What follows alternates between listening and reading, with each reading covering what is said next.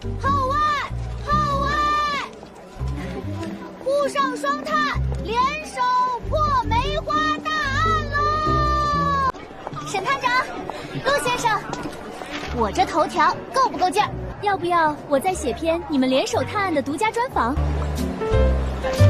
美女记者笔下留情，别把我写的跟木头探长一样古板就行。正经点儿，案子有问题。和我刚入行那起案子捡到的铜钱不一样。别靠这么近，你的呼吸影响我分析案情了。落网者的铜钱明显是新仿制的。他妈，他是顶罪的！真正的梅花客把我们当枪使了。